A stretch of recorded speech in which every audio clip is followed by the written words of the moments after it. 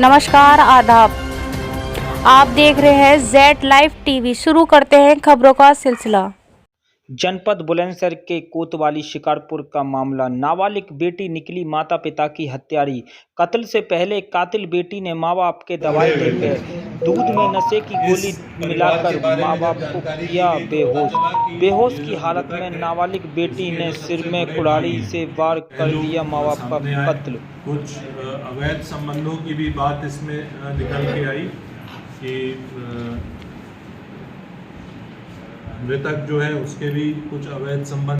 थाना शिकारपुर में सूचना मिली थी कि एक दंपत्ति अपने घर के बाहर जो मचान है उस पर सो रहे थे और वहाँ पे मृत पाए गए हैं। इस संबंध में घटना के अनावरण के लिए सीओ शिकारपुर के नेतृत्व में एक टीम गठित की गई थी, जिसके क्रम में आज इनकी टीम द्वारा इस घटना का सफल अनावरण किया गया है।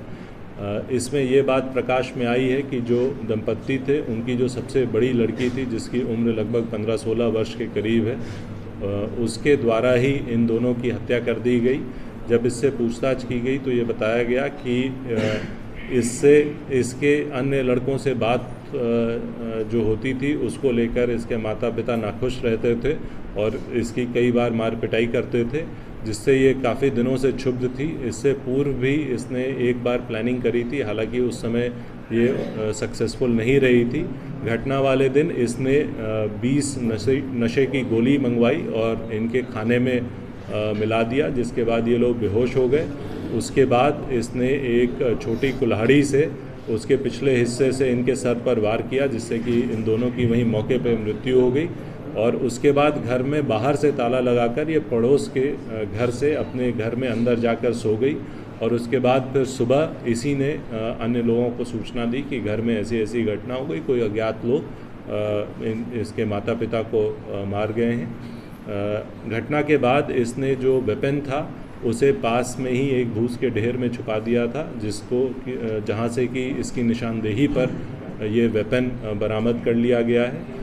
पूछताछ के आधार पर, अन्य साक्ष्य के आधार पर इस बाल अपचारी को जुवेनाइल जस्टिस बोर्ड के समक्ष प्रस्तुत किया जा रहा है तथा अग्रिम विधिक कार्रवाई सुनिश्चित की जा रही है। सर, नशे की गोली बेचने वाला जो लेकर गया जो लड़का इसमें नशे की गोली सप्लाई किया था उसे भी हिरासत में ले लिया गया है। उसके पास से कुछ अन्य नशे की गोलियां भी बरामद हुई हैं, जिसके आधार पर एनडीपीएस एक्ट के सुसंगत धाराओं में मुकदमा पंजीकृत करते हुए उसे भी न्यायिक अभिरक्षा में भेजा जा रहा है।